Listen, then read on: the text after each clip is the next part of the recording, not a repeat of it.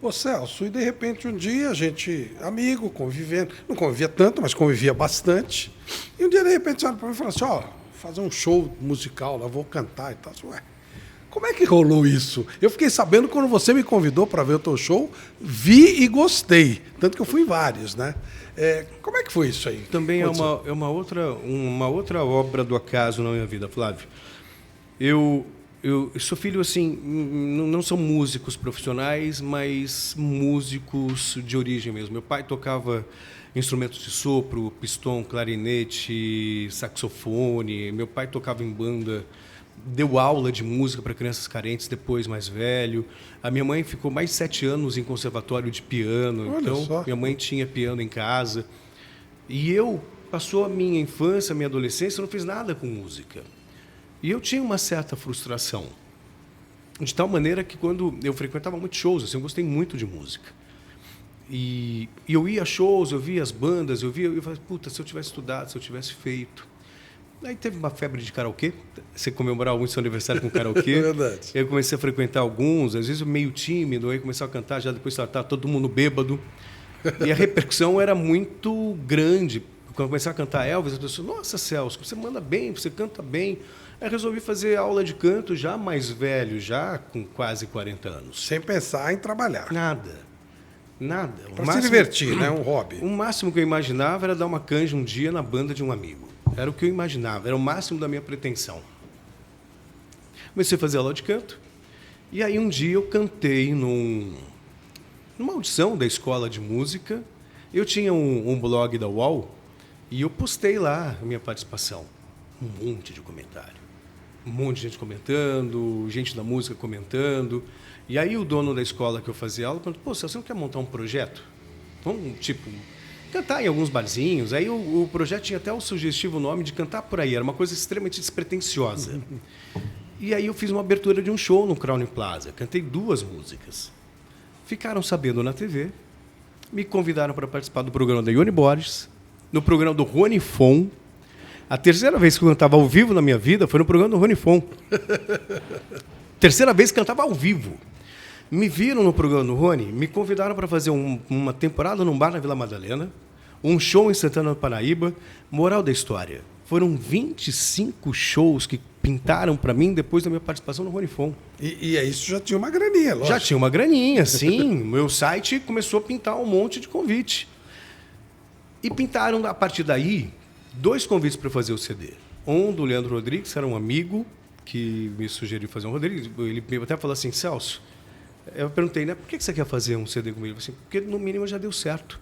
Você tem aí 6 meses cantando, já tem uma agenda de shows, e eu conheço gente que está camelando há 10, 15 anos e não tem a agenda que você tem. Então, no mínimo, já deu certo. E o do Marcos Klein, guitarrista hoje do Traje Rigor, na época ele não era ainda, que me convidou também para fazer um CD. Aí acabei optando pelo Marcos Klein, a gente tinha uma afinidade musical muito grande. Fiz o primeiro CD, e lembro que até o Rony Fon tem uma participação importante também. Porque eu estava lá na maquiagem, aquela maquiagem que você já conhece, eu falei assim, bom, Rony, estou com quase 40 anos, estou recebendo um convite agora para fazer um CD. Pô, já estou velho para isso, né? Ele falou assim, Celso, quando a coisa é muito espontânea, sabe? A onda chega, pula nela e não deixa passar. Aí aceitei o convite. Aí pintou música do Pete Passarel, que é um compositor do Capital Inicial, música inédita. O Leone, do Kid Abelha, ex-Kid Abelha, Heróis da Resistência, me disponibilizou um CD com 12 músicas para eu escolhi 4. O Bocato, trombonista, eu fui num show dele, falei, eu estou sabendo do CD, hein, quero participar. O N. Hussey, do líder do The Mission, eu falei assim, pô, eu estou gravando um CD, ele assim, vou fazer uma música especialmente para você colocar no CD, você põe a letra, virou um parceiro musical, então coisas assim, surreais. Muito louco, né? Muito louco, que eu nunca imaginei. E aí gravei o primeiro CD e com ela veio uma repercussão muito boa. Então eu participei do Pânico, do Sala de Música na CBN, do Território da Música no Eldorado, Rock Go da MTV. Então a coisa fluiu.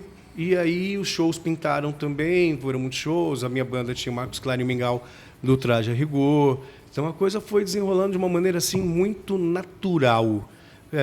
Tanto que no show de lançamento do primeiro disco, quem canta comigo é o Kiko Zambianchi.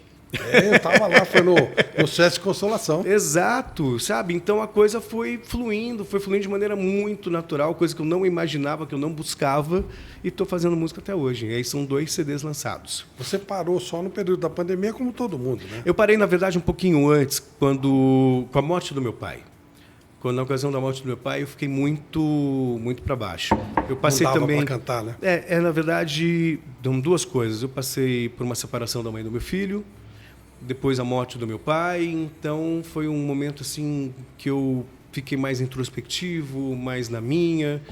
E também veio a questão todas as mudanças na TV, um cargo de gestão, transformação, e aí tem que lidar também com uma gestão e com ideias divergentes. Então tudo isso acabou consumindo muito do meu estado anímico. Então eu acabei deixando de lado essas questões que estão tão vitais para mim, especialmente a música, e acabei retomando nesse ano, 2023, que aí eu voltei a fazer show mesmo de verdade. Então eu fiquei um hiato de 5 anos sem fazer shows. E hoje você se considera um profissional da música. Sim, sem dúvida. Até porque eu tenho músicos de primeira qualidade, então eu tenho que pagá-los bem. Uhum. Então não só pagá-los e também tenho que fazer sempre girar. Estão cheios, né, Celso? Toda Graças vez que eu fui, a Deus. estava sempre lotado. Graças a Deus. Graças a Deus, assim... O que tem a ver o Celso Cardoso da TV com o Celso Cardoso? Quem enche os locais? É o cara da TV ou é o cantor? Eu acho que é o cantor. Flávio, por mais que as pessoas gostem de te ver na TV, se você não entregar uma coisa boa, as pessoas não voltam. Ela vai uma vez. Ela vai uma vez, não vai. Você lembra do Extinto Café Paon? Eu fiz 7 shows lá com ingressos esgotados. Agora fiz 2 shows no Teatro Unibis com ingressos esgotados. Fiz um agora recentemente no House of Legends também com casa cheia. Então, o lado cantor, o lado roqueiro, ele ganhou também vida própria. Então tem gente que até nem me acompanha na TV e vai nos shows.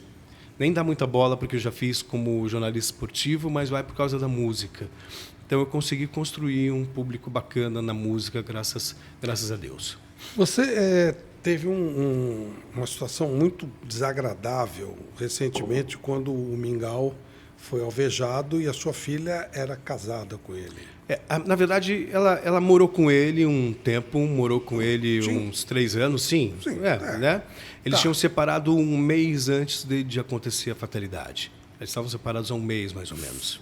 E foi uma coisa bem pesada para você. Foi muito, muito pesada, porque o Mingau é um dos meus melhores amigos, e era uma coisa recíproca dele comentar com todo mundo mesmo da importância da nossa amizade.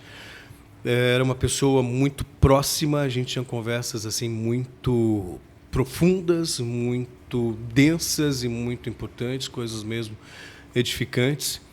E foi ruim demais, até porque a banda que eu tô hoje surgiu na casa do Mingau. E ele fazia parte da tua Fazia banda. parte. A gente estava em outubro de 2020, em plena pandemia. E eu falei com ele, Mingau, eu tô querendo, como eu não gravei nada novo, eu lancei um disco em 2009 e outro disco em 2015. Então a gente estava em 2020, a gente estava falando de 5 anos de hiato. Eu não tinha nenhuma ideia de gravar um disco novo. Eu falei assim, não tem um trabalho novo, eu tô a fim de fazer uma homenagem ao Cazuza e ao Renato Russo, que são os 2 maiores poetas do rock nacional, na minha opinião, e 2 caras que me influenciaram muito. Principalmente na questão de compor. As minhas letras têm muito a ver com a influência desses 2 caras. E eu queria uma banda nova. E aí, na hora, ele já montou um grupo. E aí, com o Fabi, que é o meu guitarrista hoje, com o Luna, que é o baterista. Tinha mais um cara para guitarra, que era o Marquinhos, que acabou não ficando, porque ele tomou um outro rumo, e o Mingau no baixo. Só que aí a pandemia veio, a gente não conseguiu ensaiar, o projeto foi ficando de lado, até que eu resolvi retomar com o Fabi, com o Luna. Aí o Mingau já estava em outros projetos. No traje, né? Não só o traje, tinha o traje, o trajante, tinha a banda Trem. Então ele tinha uma agenda muito cheia e que a gente não ia conseguir conciliar. Então aí o Fabi me indicou um outro baixista, que é o Urso, e depois o Rubinho Caveira, que veio no tecladista, veio por último, que era do Trem Alegria e tudo mais. Tocou com o Paulo Ricardo, um monte de gente, o cara é fera. Então, a banda surgiu na casa do Mingau. O projeto Celso Cardoso canta Cazuza e Renato Russo surgiu na casa do Mingau. Então ele tem uma participação muito forte nisso. Ele me apresentou a banda que está comigo hoje. Ele era para ser integrante dessa banda. E aí, no dia 3 de setembro, que é o dia do aniversário dele, na véspera acontece a fatalidade lá em Paraty, quando ele toma um tiro. Então, fazer um show ali foi muito, muito complicado. Porque não só nós, não só eu, na verdade, nós, todos da banda, tinha uma ligação muito forte com ele, especialmente eu, Fabi e o Luna, que tocamos com ele muito tempo. O Urso e o Rubinho não, mas enfim, a gente tinha uma ligação muito, muito forte com ele. E aí fica aquela coisa, todos os ingressos esgotados, fazemos o show, não fazemos o show, e aí nós pensamos, o que o Mingau faria numa situação? Ele adorava estar no palco. Então vamos estar no palco e vamos dedicar o show ao Mingau. E foi uma coisa que me arrepia até agora, porque logo de cara dediquei o show ao Mingau e está todo mundo envolvido naquela coisa, um misto de tristeza e ao mesmo tempo de esperança, porque era aniversário dele.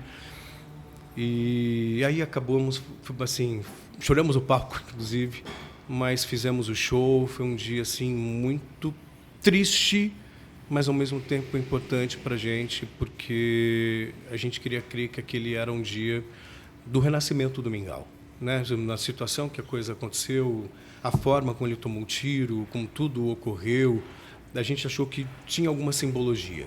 Aquele aniversário dele poderia ser o renascimento, né? E é uma coisa que a gente tem a torcida até hoje para que assim seja.